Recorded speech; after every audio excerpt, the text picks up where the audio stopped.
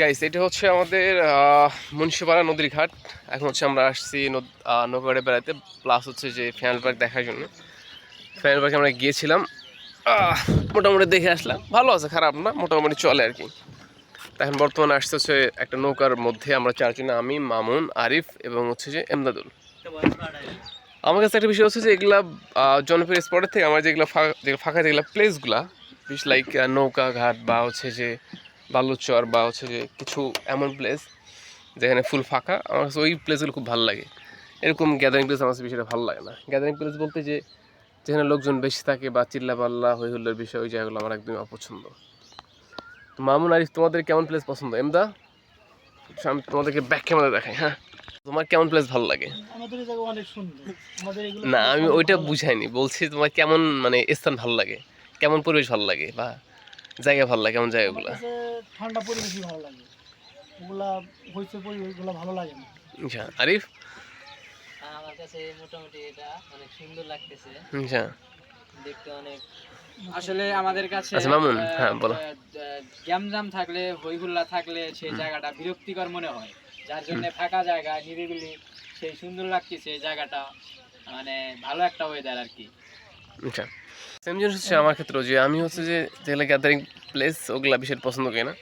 আবার ঈদের দিন হচ্ছে যে পোলাপান ঘুরতে গেল বেশ কিছু প্লেস আমি যাইনি, কারণ আমার ওই যেগুলা বেশি লোকজন, চিল্লা পাল্লা, বাইকের হর্নের শব্দ বা লোকজন বেশি গাদাগাদি, আমার এই ধরনের পরিবেশ একদমই বিরক্ত লাগে।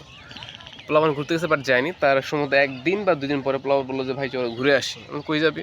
বলতেছে যে হচ্ছে মেঘডুবিতে। ওটা মেঘডুবি না, ওই কানাচর মেঘডুবি ঘুরে আসি। পরে গেলাম, ওখানে দেখলাম প্রচুর লোকজন। পরে যাই হোক আমরা ওখানে কোন রকম পাশ কাটায় সাইডে একটা রোড ছিল, ফাঁকা রোড, মোটামুটি ওই দিকে লোকজন কম, ওখানে গিয়ে বসেছিলাম আমরা।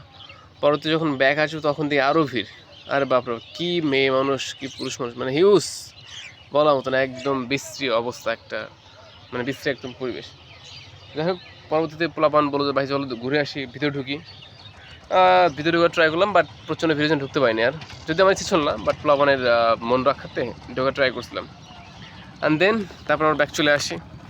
আর মানে এইটা হচ্ছে আমার আগে থেকে যেগুলো হচ্ছে যে বেশি গ্যাদারিং প্লেস বা যেখানে হচ্ছে মানুষজন বেশি, ওগুলো হচ্ছে আমার বেশি একটা পছন্দ না। তারপরে একটা ভালো জিনিস দেখে আমি, বাসা হচ্ছে নদীর কাছে, তারা হচ্ছে যে এই বিষয়গুলো খুব ভালোভাবে জেনে থাকবে যে এখানে কত সুন্দর করে হচ্ছে নৌকাগুলো চলে, বা হচ্ছে যে এই নৌকাগুলো হচ্ছে এই ঘাট থেকে ওই দিকে আরও কিছু ঘাট আছে ওখানে নিয়ে যায়। বর্তমানে হচ্ছে এই নৌকাটা শুধু এই পাশ থেকে হচ্ছে যে এই পাশে পার করতেছে, মানে আমাদের দিকে বন্যা আসছে, তো বন্যা আসার জন্যে এইখানে রোডটা ডুবে গেছে। তো দেখতে পাচ্ছেন রোডের একটা অংশ, আমি জুম করে দেখাই। তো যখন বন্যা পানি থাকে না, তখন হচ্ছে যে এই ফুল প্লেসটা হেঁটে হেঁটে পার হওয়া যায়। এদিকে ট্রাকও চলে, অটো গাড়ি চলে, বা বিভিন্ন ধরনের ছোটো ছোটো যানবাহনগুলো চলাচল করে আর কি। তো আমাদের বিকেলে হচ্ছে যে এদিকে বেশি একটা আসা হয় না বললে ভুল হবে। হ্যাঁ, মোটামুটি আমাদের আসা হয়, মাঝে মাঝে আসি আমরা। তো এর আগে আই থিঙ্ক মামুন, আরিফের সঙ্গে আসা হয়নি, এমদার সঙ্গে মেবি আসা হয়েছিল অনেক পূর্বে, বাট কখনো মামুন আরিফের সঙ্গে আসা হয়নি। তো এটা হচ্ছে আনএক্সপেক্টেড আজকে একটা জার্নি আমাদের, এটা বলা চলে। তবে হ্যাঁ, বিকেলে ভালো লাগে, বিশেষ করে যেগুলো ফাঁকা প্লেস বা নদীর ঘাটে বসে থাকলে। যেমন আমরা বর্তমানে হচ্ছে নৌকা উপরে বসে আছি। আবার আমরা যদি ওই যে ওদিকে বসে থাকি, ওগুলো হচ্ছে বলটার না, বলটা বসে থাকলে ভালো লাগে। এদিকে হচ্ছে যে বাতাস পাওয়া যায় আর কি। আপনার পুরো দেশে হচ্ছে যে যদিও প্রচণ্ড গরম, বাট এই যে নদী ঘাটগুলোতে মোটামুটি বেশ ঠান্ডা।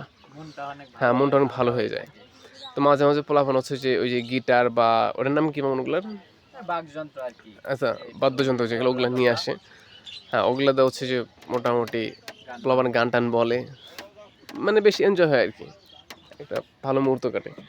তাছাড়া শুধু গ্রুপ সহকারে আসলেও বেশ ভালো লাগে। গ্রুপ সহ আসলে মোটামুটি গল্প করা যায়, যে ঠান্ডা ঝিরিঝিরি বাতাস। এই দেখেন এদিকে মোটামুটি ভালো বাতাস, আমি গাছটা দেখাই তাহলে বুঝতে পারবেন।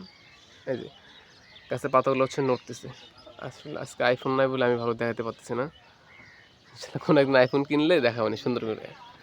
এইদিকে আছে, এইদিকে বাতাস দেখা যাচ্ছে, খারাপ না।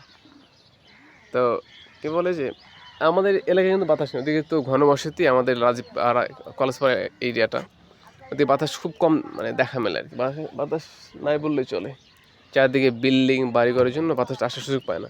বাড়ি যে চর, এদিকে অলস বাতাস থাকবে 100%। আপনার যত গরম লাগুক, আপনি নদীর ধারে আসলে বা নদীর কিনারে আসলে বা নদীর পাড়ে আসলে আপনার হচ্ছে যে খুব বেশি একটা হচ্ছে যে কষ্ট হবে না, আপনার বেশ ভালো লাগবে, মনটা এমনিতে হালকা। মনটা এমনিতে ফ্রেশ হয়ে যাবে। বলো না যে মানুষ যখন হচ্ছে যে ফাঁকা এরিয়া দেখে বা হচ্ছে আকাশ দেখে বা হচ্ছে যে নদী দেখে, তখন তার হচ্ছে যে সকল ডিপ্রেশন, সকল ব্যথা বেদনা দূর হয়ে যায়, অ্যান্ড মনটাও অনেক সুন্দর ফ্রেশ হয়ে যায়।